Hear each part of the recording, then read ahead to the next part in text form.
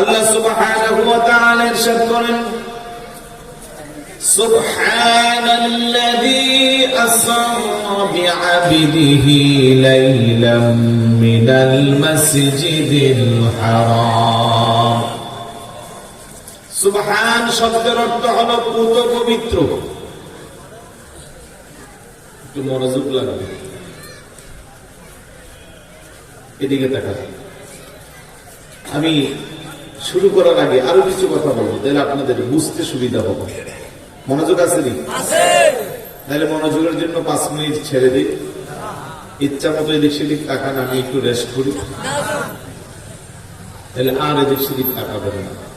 সম্মানিত অতিথিগণ, যখন যার আসার সময় চলে আসবে, আসলে যখন মঞ্চে বসবে মন ভরে দেখতে পারবেন, কারণ আমাদেরকে দেখার জন্য লাইট লাগাইছে 6টা 5টা, সামনে তো আছি, ঠিক না? আর আপনাদেরকে দেখার জন্য ছোট ছোট লাইট আমাদের এখানে 5টা আছে, ওইদিকে বড় করে আরেকটা দেওয়া যাচ্ছে, যাতে ভালো করে দেখতে পারে। আলহামদুলিল্লাহ, মনোযোগী দিকে। রাসূলের পাকের মেরাজটা হয়েছে সশরীরে, আর আমার মতো কিছু মোল্লা মৌলবীরা আপনাকে মেসেজ দিচ্ছে স্বপ্ন যুগে। এখন আপনি একটা বিভ্রান্তির মধ্যে পড়ে গেলেন না? আচ্ছা, ভ্রমণটা করিয়েছে কে? ভাই একটু সবাই জবাব দেন, কে? কাকে করাইছে? আল্লাহর প্রিয় হাবিব। এই তো আমি প্রশ্ন করি, দেখবেন জবাব যে আয়াতটা পড়ছি সেই আয়াত থেকে পেয়ে যাবেন।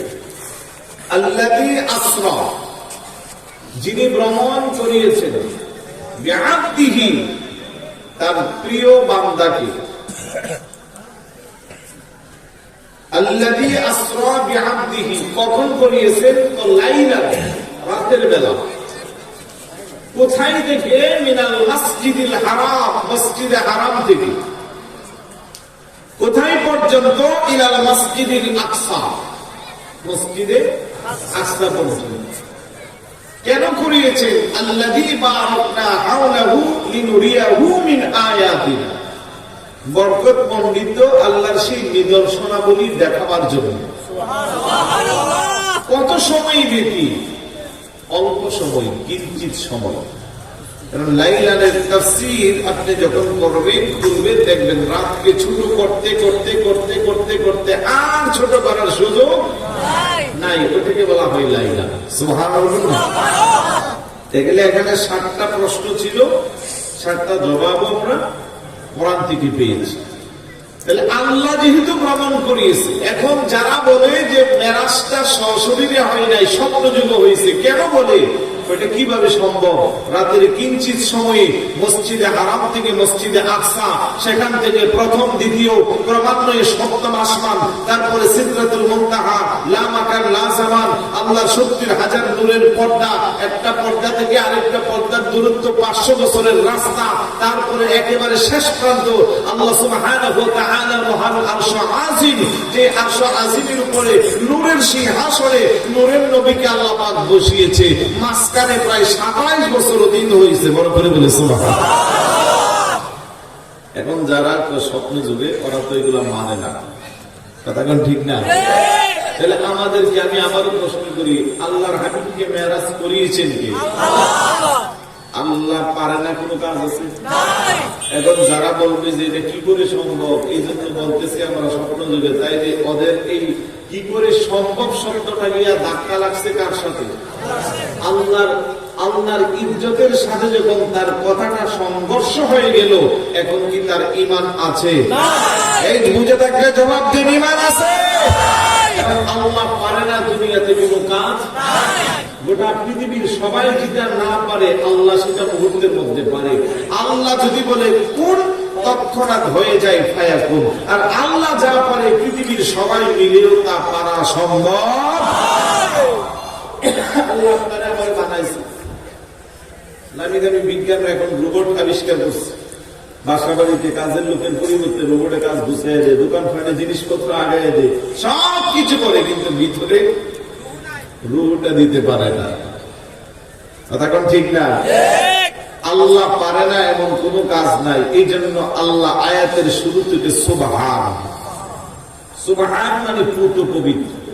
আল্লাহ তো আল্লাহর কুদরতি জালালি কুদরতি চক্ষু তারা অবলোকন করেছেন যে আমার হাবিবকে আমি মেরাজটা করাইবো, আর হাবিবের উম্মতের মধ্যে কিছু দুষ্ট উম্মত থাকবে, হাবিবুল্লাহর চলে আসার ১,৫০০ বছর পরে ওরা সমালোচনা করবে যে এটা স্বপ্ন যুগে হয়েছে, সরাসরি না।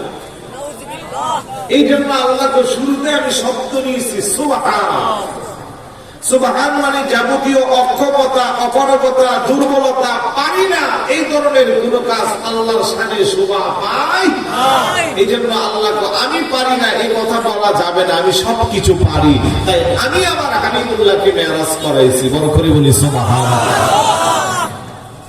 ভাই যদি কোন এমপি মন্ত্রী করাইতো তাইলে বুঝ দেওয়া যায়, যদি আর কোন রাজা বাদশাহ যদি বলতো তাহলে বুঝ দেওয়া যাইত, কিন্তু আল্লাহ নিজে দায়িত্ব নিয়েছেন। আল্লাযী আসরা, আমি ভ্রমণ করাইছি। আর একটু জোরে বলি না সুবহানাল্লাহ। যারাই বলবে যে এটা সম্ভব না, এটা কেমনে সম্ভব, রাতের এই কিঞ্চিত সময় এত জায়গা ভ্রমণ, তাহলে এই দোষটা গিয়ে আল্লাহর উপরে লাগবে। আর আল্লাহর সাথে আল্লাহর কুদরতের মধ্যে যখন কারো এই অক্ষমতা, অপারগতা, দুর্বলতার বিষয়টা আসবে, সে বেঈমান হয়ে যাবে, তার ঈমান থাকবে। আমরা যদি কোন আশ্চর্যজনক শব্দ শুনি তখন আমরা বলি কি সুবহানাল্লাহ, বলি না? তো মেরাজটা তো এটা আশ্চর্যের চেয়েও আরো বেশি আশ্চর্য। এটা কি সোজা ব্যাপার? এখানে মুসা নবী একটু দেখতে পারে না, আর ওইখানে আল্লাহ পাক সব বের করে নিয়ে গেছে আল্লাহর কাছে। সুবহানাল্লাহ। এতটুকু বোঝা গেছে? ভাই মনোযোগ আছে? একটু আছে শব্দটা জোরে বলে কি হবে? আপনার একটু আওয়াজ দিলে আমার মনে একটু শান্তি লাগে, কারণ এতটাই টায়ার্ড, কথা বলতে খুব কষ্ট হচ্ছে, চোখগুলা জ্বলতেছে, খোলা যাচ্ছে না, ঘুমের এত ঘাটতি। কিন্তু তারপরেও তো ওয়াদাবদ্ধ হয়েছি, পোস্টার করেছে, দাওয়াত দিয়েছেন, আসছি, বসে গেছি, এখন তো ১-১.৫ ঘন্টা যেমনি চালাতে হবে, আল্লাহই ব্যবস্থা করবে। আলহামদুলিল্লাহ বলবেন না? আপনারা যদি একটু উৎসাহ দেন, আপনাদের কি লস হবে? আমার একটু লাভ হবে কথা বলতে। আমার লাভ হলে কি আপনাদের কোনো সমস্যা আছে? তাহলে একটু সহযোগিতা করবেন। মেরাজটা ৩ ধাপে হয়েছে। কয় ধাপে? একটা হলো আসরা, আরেকটা হলো মেরাজ, আরেকটা হলো ইরাজ। উলামায়ে কেরাম এখানে বসা। মসজিদে হারাম থেকে মসজিদে আকসা পর্যন্ত জমিনের ভ্রমণ, এটাকে বলা হয় আসরা। আর মসজিদে আকসা থেকে ক্রমান্বয়ে ৭ম আসমান পর্যন্ত ভ্রমণ করা, এটাকে বলা হয় মি'রাজ। আর ৭ম আসমান থেকে একেবারে সিদরাতুল মুনতাহা, আল্লাহর আরশ আজিম পর্যন্ত, এটাকে বলা হয় ইরাজ। ৩টা ভ্রমণের জন্য রাসূলুল্লাহকে আল্লাহ পাক ৩টা সূরত দান করেছে। সুবহানাল্লাহ। জমিনের ভ্রমণটা হয়েছিল সূরতে বাশারে, মানবীয় হালাত। আসমানের ভ্রমণটা হয়েছে সূরতে মালাকি, ফেরেশতাদের হালাত। যেহেতু এখানে ফেরেশতাদের সাথে কথোপকথন, আলাপচারিতা, পয়গম্বরদের সাথে কথা হয়েছে। ৭ম আসমান থেকে আল্লাহর আরশ আজিম পর্যন্ত, এটাকে বলা হয় সূরতে হাকিকি বা মাজহারি, যেখানে ফেরেশতা জিবরাইল আলাইহিস সালাতু ওয়াস সালাম পর্যন্ত বলে, ইয়া রাসূলুল্লাহ লাউ তানাউতু মিসলা শারাতিন লা উহরিকাত, আমি যদি আর এক চুল পরিমাণ সামনে অগ্রসর হই, আল্লাহর নূরের তাজাল্লির বদৌলতে আমি জ্বলে পুড়ে সারখার হয়ে যাব। সুবহানাল্লাহ। যেখানে জিবরাইল আলাইহিস সালাতু ওয়াস সালাম যেতে পারে না, আমার নবী, আপনার নবী অনায়াসে উপরে চলে গেছে। আচ্ছা, আরেকটি কথা বলি। আল্লাহ বলছেন আল্লাযী আসরা বিআবদিহি। আল্লাহ আপনি আব্দি কেন বললেন? আপনি তো বলতে পারতেন আল্লাযী আসরা বিরাসূলিহি, আমি আমার রাসূলকে ভ্রমণ করাইছি। আপ কেন বললেন? তার অনেকগুলো জবাব আছে। একটা জবাব হচ্ছে আপনিও আপ, আল্লাহর বান্দা, আমিও আপ, আল্লাহর বান্দা। কিন্তু আপনি আমি সাধারণ আপ, আর আল্লাহর প্রিয় হাবিবের ব্যাপারে আল্লাহ নিসবত করেছেন বিআবদিহি, আমার প্রিয় বান্দা। সুবহানাল্লাহ। আব্দে দিগার আব্দে হু চিজে দিগার। সুবহানাল্লাহ। ওই বান্দা যার জন্য আল্লাহ নিজে অপেক্ষমান। রাসূল আসমান থেকে নিচের দিকে আসে,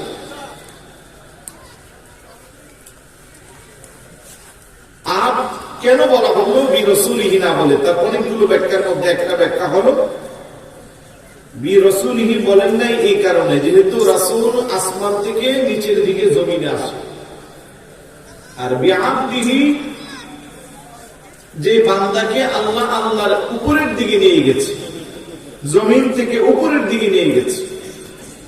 বিআবদিহি কেন বললেন? যেহেতু ঈসা আলাইহিস সালাম আল্লাহর কাছে যাওয়ার পরে ঈসা নবীর উম্মতেরা দাবি করলো যে আমাদের নবী আল্লাহর পুত্র।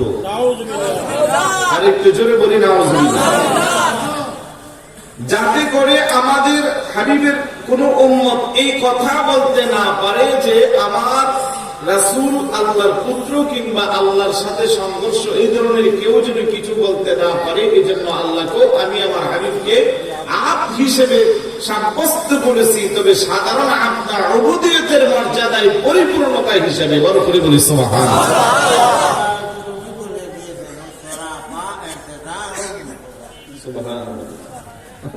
হুজুর বিজ্ঞ আলেম প্রবীণ মানুষ বসা আছেন, দেখছেন আমাদের আহলে সুন্নাত ওয়াল জামাতের আকীদা আমাদের জানেন, আমাদের মুরব্বীরা পাশে দেখলে আমরা অনেকটা খুশি হই। ওনারা আমাদেরকে উৎসাহিত করে আকীদার বিষয়ে দলিল প্রমাণ দিয়ে সহযোগিতা করে। আলহামদুলিল্লাহ বলি। আল্লাহ যেন হুজুরের হায়াতের মধ্যে বরকত দান করেন। উলামায়ে আহলে সুন্নাতের সমস্ত প্রবীণ আকাবের আলেমদের ছায়া যেন আমাদেরকে দীর্ঘায়িত করে। জোরে বলি আমিন। আল্লাহ সুবহানাহু ওয়া তাআলা এই জন্য আল্লাহর প্রিয় হাবিবকে বিরসুলিহি না বলে বিআবদিহি বলেছেন। আচ্ছা, আরেকটা বিষয় হলো ভ্রমণটা করিয়েছেন আল্লাহ পাক রাতের বেলা। কখন? ওই দিকটা বলতেছেন লিনুরিয়াহু মিন আয়াতিনা, আমার নিদর্শনাবলী দেখানোর জন্য। এখন বলেন তো ভাই, দেখার জন্য কি রাত উত্তম না দিন উত্তম? আমাদের কমন সেন্সের কথা বলেন, দিন উত্তম।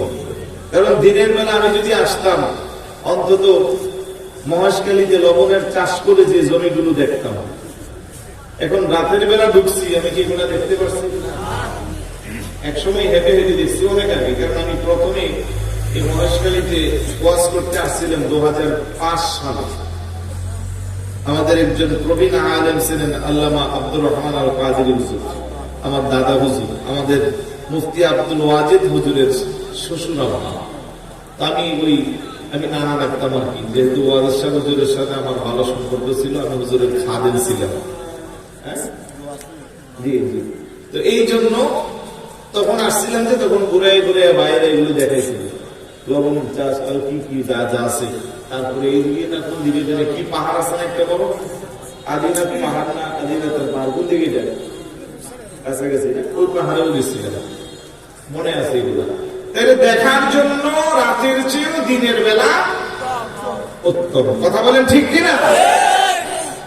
আচ্ছা, আল্লাহ ভ্রমণ করাইছে রাতের বেলা, আবার বলতেছেন দেখানোর জন্য।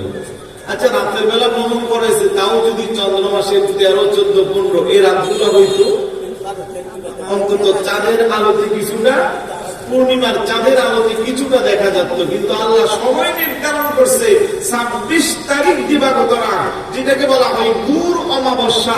নিজের হাত নিজের সামনে দিলে দেখা যায় না। কথা বলেন ঠিক কিনা? এবার যদি প্রশ্ন করি, রব্বুল আলামিন কেন আপনি রাতের বেলা আপনার হাবিবকে ভ্রমণ করিয়েছেন? অনেকগুলো ব্যাখ্যার মধ্যে মুফাসসিরিন কেরাম এই ব্যাখ্যা দিয়েছেন। দিনের বেলা আলো দেয় সূর্য। সূর্যকে যদি জিজ্ঞাসা করা হয়, রে ভাই সূর্য, তুমি এত চমৎকার করে গোটা পৃথিবীর মধ্যে কি করে তোমার আলোটা ছড়িয়ে দাও, তোমার আলোর উৎস কোথায়? সূর্য জবাব দিবে, আমার নিজস্ব কোনো উৎস নাই, আমি আলো দেওয়ার উৎস হইল আল্লাহর প্রিয় হাবিব মুহাম্মাদুর রাসূলুল্লাহ সাল্লাল্লাহু আলাইহি ওয়াসাল্লাম। চিৎকার করে বলি সুবহানাল্লাহ। চন্দ্রকে যদি প্রশ্ন করা হয়, ও চন্দ্র, পূর্ণিমার চাঁদের রাতে তুমি মিঠে মিঠে তারকা দিয়ে সমস্ত আসমানটারে ভরপুর করো, মাঝে মধ্যে দেখবেন চন্দ্র মাসের আলোতে রাতের বেলা বই পুস্তক পর্যন্ত পড়া যায়, এতটাই বেশি আলোকিত হয়। ও চন্দ্র, তুমি এত আলো কোথায় পেলা? চন্দ্র বলবে আমার নিজস্ব কোন আলোর উৎস নাই, আমার আলোর উৎস হলো আখিরি জামানার নবী। সুবহানাল্লাহ। কেননা আল্লাহ বলেন লাউলা মুহাম্মাদুন ওয়া উম্মাতুহু লামা খালাকতুল জান্নাহ ওয়ালান নার ওয়ালাল লাইলা ওয়ালান নাহার ওয়ালাশ শামসা ওয়ালাল কমার ওয়ালা নাবিয়্যাম মুরসালা ওয়ালা মালাকাম মুকাররাবা ওয়ালা নাবিয়্যাম মুরসালা ওয়ালা ইয়াকা। চিৎকার করে বলি সুবহানাল্লাহ।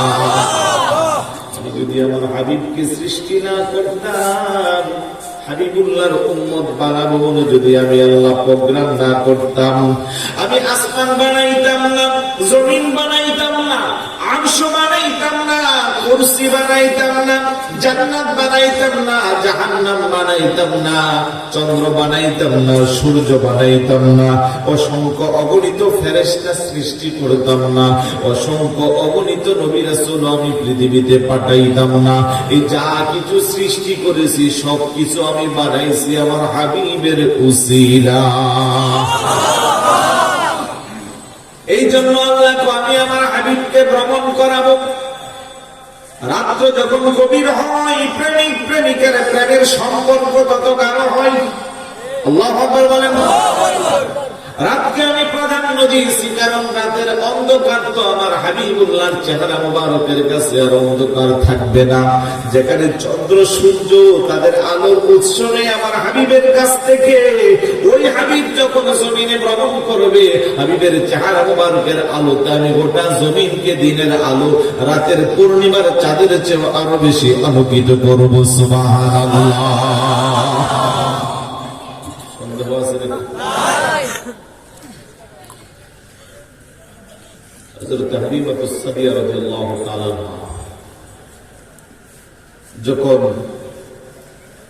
দুধমার দায়িত্ব পালন করেছে, পূর্ণিমার চাঁদের রাত, দোলনার মধ্যে আল্লাহর প্রিয় হাবিব কি শোয়া সাংসারিক অন্য কাজে ব্যস্ত। হঠাৎ করে চতুর্দিক থেকে মানুষ দৌড়াদৌড়ি ছোটাছুটি করছে, আর একজন আরেকজনকে বলতেছে কে কোথায় আছো, যার যার বাড়িতে ছুটে যাও। আকাশের চাঁদরা লাফালাফি করতেছে, বোধ হয় কিছুক্ষণের মধ্যে পৃথিবী ধ্বংস হয়ে যাবে।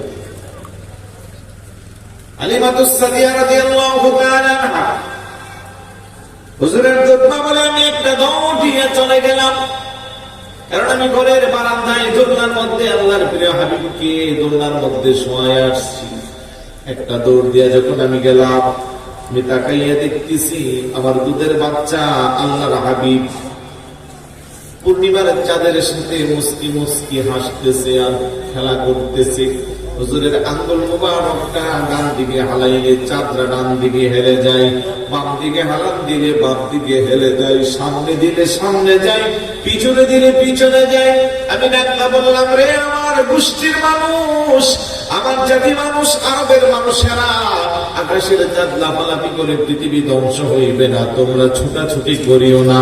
চাঁদ কেন লাফালাফি করে কারণ তো তোমরা জানো না, রিমোট তো আমি হালে মার ঘরের বারান্দা।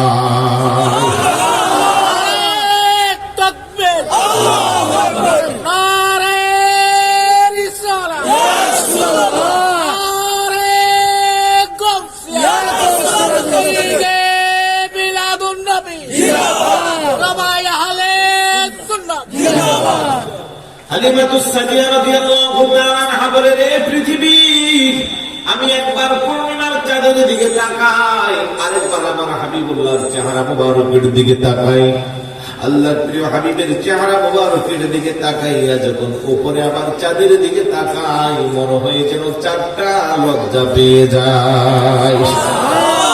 চাঁদের চেয়ে আরো বেশি সুন্দর করে আল্লাহ আপনার নবী আমার নবীকে সৃষ্টি করেছে।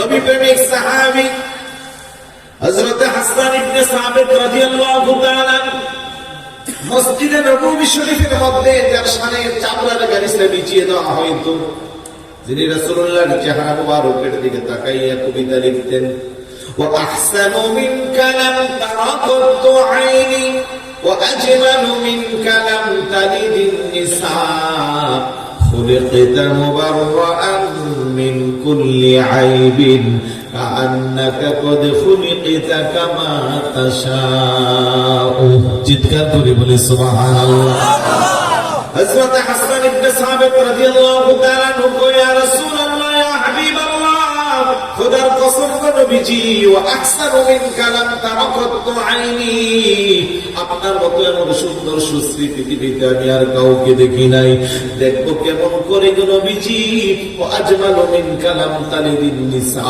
পৃথিবীর কোন মা তার গর্ভে এমন দামি সন্তান প্রসব করেন নাই খুলিকতা মুবাররাআন মিন কুল্লি আইবিন আমার আল্লাহ আপনার সৃষ্টি করেছে আপনার কোনো দোষ নাই ত্রুটি নাই কাআন্নাকা কদ খুলিকতা কামা তাশাউ আপনার সাথে পৃথিবীর কারোর সাথে কোনো তুলনাও নাই সুবহানাল্লাহ জোরে বলে সুবহানাল্লাহ তুলনা তোমার কেউ দেখিনি কখন তোমারি মতো কেউ হয়নি সৃজন জগতে সম্রাট তব শিরে তো শোভে তো জাহানে তুমি তো এমনি রাজন সুবহানাল্লাহ আমার ভাইরা বাবা না আল্লাহর প্রিয় হাবিবের ভ্রমণ শুরু হবে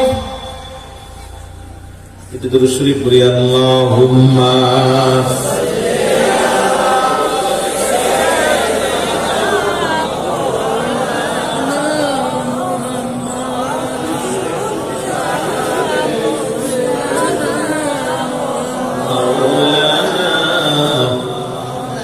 এই দুনিয়া পরে রবে আমরা একদিন থাকিব না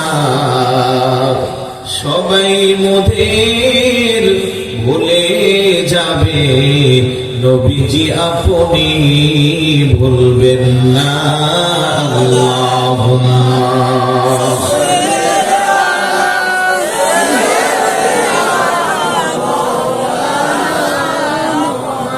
وعلى آل سيدنا أرجو بني اللهم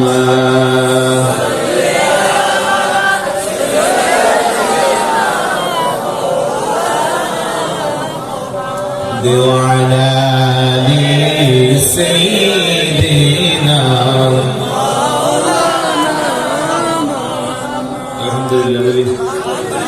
মনোযোগ আছে নি আসলে মেরাজ একটা ব্যাপক আলোচনা এটার শুরু আর শেষের কোনো কুল কিনারা নেই তার মধ্যে আমরা তো তত বেশি জানি না তাও বলতে গেলে 4-5 ঘন্টা বলা যাবে আর আমাদের প্রধান মেহমান হুজুর যখন আসবে উনি তো এক একটা বিষয়ের থেকে একটু নকতা বের করে 3 ঘন্টা পার করে দিতে পারবেন আলহামদুলিল্লাহ বলবেন না অনেক অনেক সাহেবে ইলমদার একজন মানুষ তো এই জন্য আমি একটু বাইকে আমার ইমাম সাহেবদেরকে জিজ্ঞেস করছি যে সময়টার ব্যাপারে একটু আয়ত্ত করা দরকার তো যেই সময় পাওয়া যাবে তার ভিতরে শুরু শেষ করার কোনো কিছুই করা যাবে না এই জন্য ভাবলাম যে আকীদার কয়েকটা কথা বলবো যেগুলো মেরাজ থেকে বের হবে লাইলানের তফসিরটা ছোট করে শেষ করে দিয়েছি অর্থাৎ রাতকে ছোট করতে করতে করতে আর ছোট করা যায় না একেবারে জানলা পরিমাণ যেটার বলে এটাকে বলা হয় লাইলা আচ্ছা এখন আপনারা বলবেন যে রাতের এত অল্প সময়ে মেরাজ করলো আবার ওই দিক দিয়ে আপনি বলতেছেন প্রায় 27 বছর অতিবাহিত হইল এটা কি করে সম্ভব আবার যেই ঘর থেকে আল্লাহর হাবিব উম্মে হানি রাদিয়াল্লাহু তাআলা আনহার ঘর থেকে বের হয়েছেন যেই বিছানায় শুয়েছিলেন বিছানাটা আসার পরে এখনো গরম আছে যেই দরজা দিয়ে বের হয়েছিলেন শিকলে একটু লাগছিল শিকলটা এখনো নড়তে আছে উজুর পানিটা এখনো গড়াগড়ি করে যাচ্ছে মাঝখানে চলে গেল 27 বছর সুবহানাল্লাহ তাহলে রাতের কিঞ্চিত সময় কেমনি এটা সম্ভব আচ্ছা আমি আবারও বলতেছি মেরাজ করাইছে কে আল্লাহ চাইলে কোনো অসম্ভব কি আছে আর একটু ভালো করে বুঝাই এই যে আমার হাতে ঘড়িটা আছে না ঘড়িটার মধ্যে 3টা কাঁটা আছে কয়টা একটা ঘন্টা, একটা মিনিট আর একটা সেকেন্ড। ঘন্টার কাঁটায় এখন আছে 10টা, মিনিটের কাঁটায় 36, সেকেন্ডের কাঁটায় 55 জায়গা। এখন পিছনে এটা চলার জন্য কি আছে? ব্যাটারি আছে। বলেন না কি আছে? ব্যাটারি আছে। এখন এটা যেভাবে যে পজিশনে আছে, আমি আস্তে করে যদি ব্যাটারিটা খুলে ফেলি, এখন কি সেকেন্ডের কাঁটা ঘুরবে? মিনিটের কাঁটা নড়বে? ঘন্টার কাঁটা নড়বে? যেভাবে সেইভাবে। মনে করেন ব্যাটারিটা খুললে রাখলে 1 সপ্তাহ পর্যন্ত আলাদা রেখে দিচ্ছি, 1 সপ্তাহ পরে আস্তে করে আবার পিছনে লাগাইছি, এখন কি হবে? আবার শুরু হবে। কোন জায়গা থেকে? যে জায়গা থামছিল ওই জায়গা থেকে। কথা বলেন ঠিক কিনা? তাহলে ঘড়িটা হইল একটা যান, আর এই যানের পান হইল ব্যাটারি। ব্যাটারি নাই, ঘড়ির কাঁটা ঘোরা বন্ধ। আল্লাহ বলে গোটা পৃথিবীটা হইল একটা যান, আর ওই যানের প্রাণ হইল আমার নবী দু জাহান। বরকত বলে সুবহানাল্লাহ।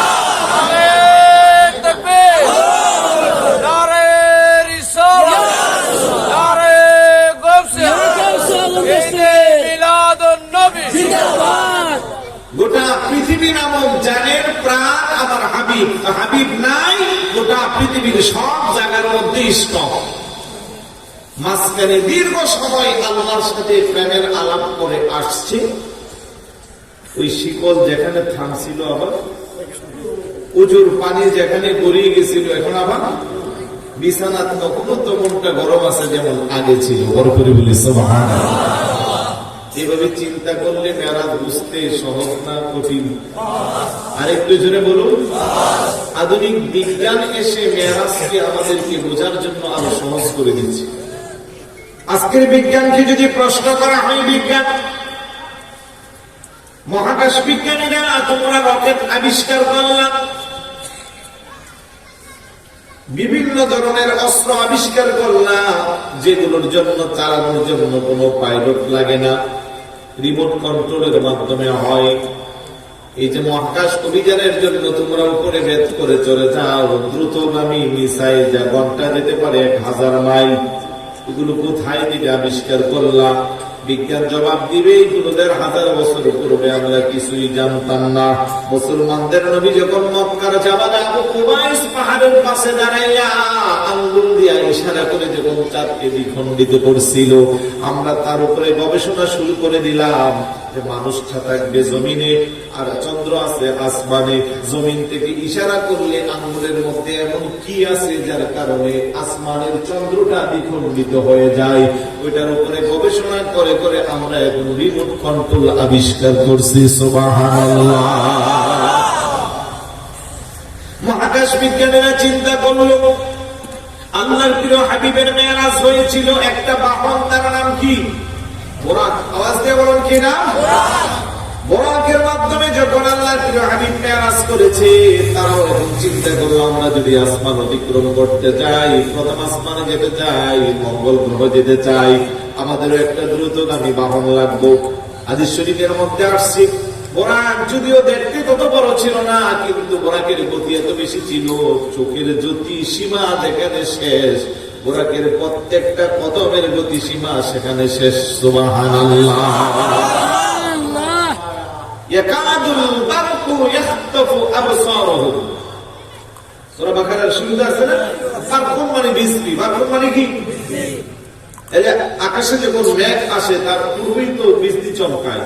এই দেখবেন পূর্ব পাশে মুহূর্তের মধ্যে চলে গেছে পশ্চিম পাশে। আর আরবি গ্রামারের একটা নিয়ম হলো, শব্দের অক্ষরের আধিক্যতা হলে যখন শব্দের আধিক্যতা হয়, মিনিংটা বেশি হবে। বারকুন লিখতে আরবি অক্ষর লাগে 3টা, বা র কফ। আর বোরাক লিখতে অক্ষর লাগে 4টা, বা র আলিফ কফ, বোরাক। তার মানে বারকুন বিজলির না যা গতি, রাসূলুল্লাহ যে বাহনটার মধ্যে সওয়ার হয়েছিল ওই বাহন বোরাকের আরো বেশি গতি। আর একটু জোরে বলুন না সুবহানাল্লাহ।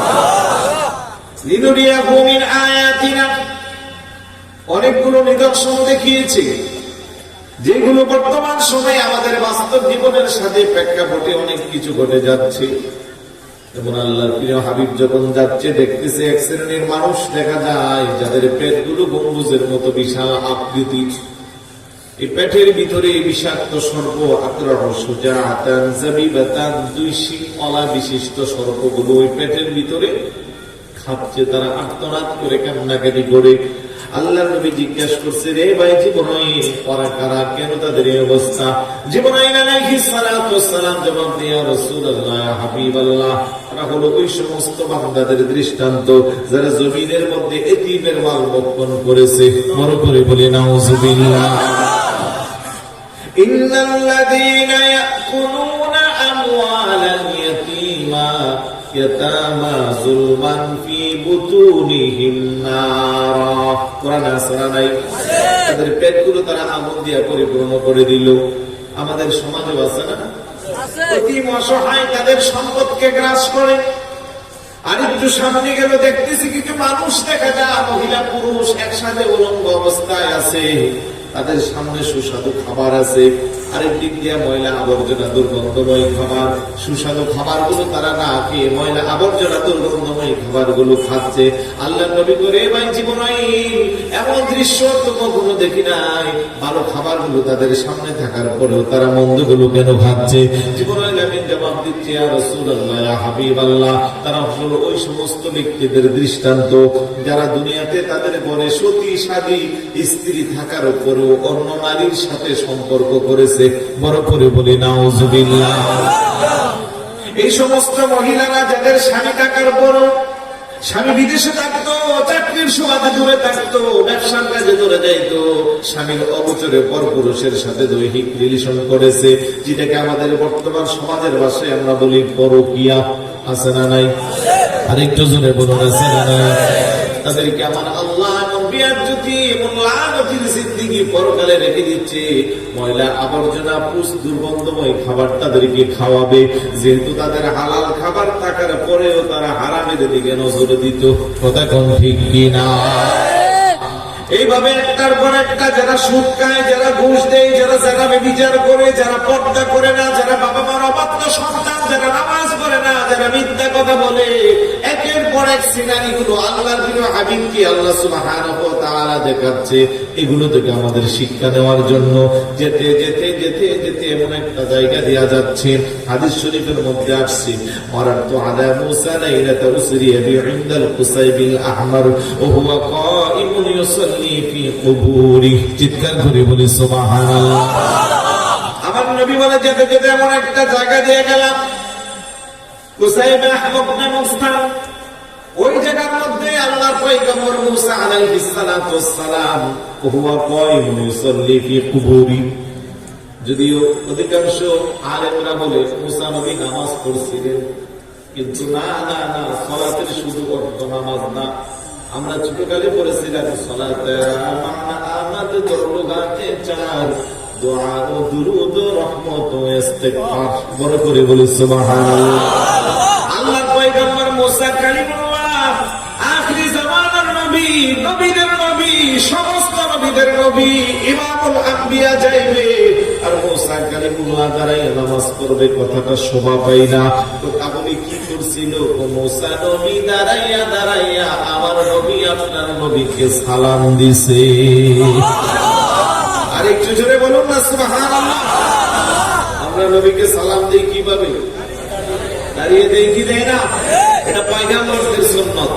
আল্লাহর নবীকে সালাম দিয়েছিল মুসা আলাইহিস সালাতু ওয়াস সালাম দাঁড়িয়ে। এখান থেকে আরেকটা আকীদার মাসআলা বের হচ্ছে যে নবী আলাইহিস সালাতু ওয়াস সালামরা জীবিত না মৃত? জীবিত। কিছুদিন আগেও দেখলাম আহলে হাদিস নামের এক সংগঠন আছে না, আপনাদের এলাকায় আছে? এই তো আহলে হাদিস, আহলে হাদিস না, আহলে ওরা বলতেছে রাসূলুল্লাহর রওজার পাশে যায় সালাম দেওয়া যাবে না। ওদের আকীদা রাসূল মাটির সাথে পচে গলে মিশে লেগে গেছে। আরেকটু ছুটে বলো না নাউযুবিল্লাহ। যেখানে এখনো যদি কোন আশিকে রাসূল সে যোগ্যতা অর্জন করে আল্লাহর হাবিবের রওজা মুবারকের পাশে আসসালাতু ওয়াসসালামু আলাইকা ইয়া রাসূলুল্লাহ বলে সালাম দেই, রওজার ভিতর থেকে তার জবাব শোনা যায়। বলে বলি সুবহানাল্লাহ। আমাদের আমাদের আহলে সুন্নাত ওয়াল জামাতের আকীদা শুধু নবী না তো, নবী যারা, সিদ্দিক যারা, শহীদ যারা, আল্লাহর ওলি যারা, তারা মরেও অমর। করে করে বলি সুবহানাল্লাহ। আল্লাহর নবী বলেন আল আমবিয়া ও আহইয়াউ بعد 40 يوما من وفاتهم يسيرون كسائر الأحياء يكونون حيث ينزلهم الله ولحياة الأنبياء بعد موتهم شواهد চিৎকার করে বলি সুবহানাল্লাহ। আমাদের আকীদা শুধু আমাদের নবী না, সমস্ত নবী আলাইহিস সালাতু ওয়াস সালামরা ইন্তেকালের 40 দিন পরে আমার আল্লাহ তাদেরকে স্পেশাল এবং ক্ষমতা দেয়। ইয়াসিরুনা কাসাইরুল আহইয়া, জীবিতদের মতো তারা এক প্রান্ত থেকে আরেক প্রান্ত ভ্রমণ করতে পারে। ইয়াকুনুনা হাইসু ইয়ানজিলুহুমুল্লাহ, যে জায়গা মনে চায় মুহূর্তের মধ্যে তারা সেই জায়গা যেতে পারে। সুবহানাল্লাহ। الأنبياء أحياء فينكر لهم سماع صلاة من صلى عليهم আল্লাহর পয়গম্বররা রওজার মধ্যে জীবিত, তারা আযান ইকামতের ধ্বনি সব শুনতে পায়। আল্লাহু আকবার বলেন। 61 হিজরিতে ইয়াজিদ বাহিনী যখন আক্রমণ করছিল, মসজিদে নববীর মধ্যে 3 দিনের জন্য নামাজ, আযান, ইকামত বন্ধ ছিল। ইয়াজিদ বাহিনী মসজিদের ভিতরে ইস্তানবুল খানা, যেটাকে গোয়ালঘর বলা হয়, বানিয়েছিল। রাসূল পাকের একজন বয়োবৃদ্ধ সাহাবী হযরত সাঈদ ইবনে মুসাইয়্যিব রাদিয়াল্লাহু তাআলা, ওনাকে তারা অনেক কষ্ট দিয়েছে, নির্যাতন করেছে। শেষ পর্যন্ত ওনার অঙ্গভঙ্গি দেখে তারা মনে মনে ভাবছে এটা পাগল, কিন্তু আসলে উনি পাগল ছিল না, পাগলের রং ধরছে। হাতগুলা পিছনে বেঁধে মসজিদে নববীর খুঁটির মধ্যে ওনারে আটকায়া রাখছে। হযরত সাঈদ ইবনে মুসাইয়্যিব রাদিয়াল্লাহু তাআলা আনহু বলে, খোদার কসম রে জগৎবাসী, আমি 3 দিন পর্যন্ত মসজিদে নববীর খুঁটির মধ্যে আমাকে তারা বেঁধে রেখেছিল, কিন্তু যখনই আযানের সময় হয়েছে, আযানের ধ্বনি আমি শুনেছি, নামাজের সময় হয়েছে, রোজার ভিতর থেকে আমি আল্লাহর হাবিবের নামাজের আওয়াজ শুনেছি। সুবহানাল্লাহ।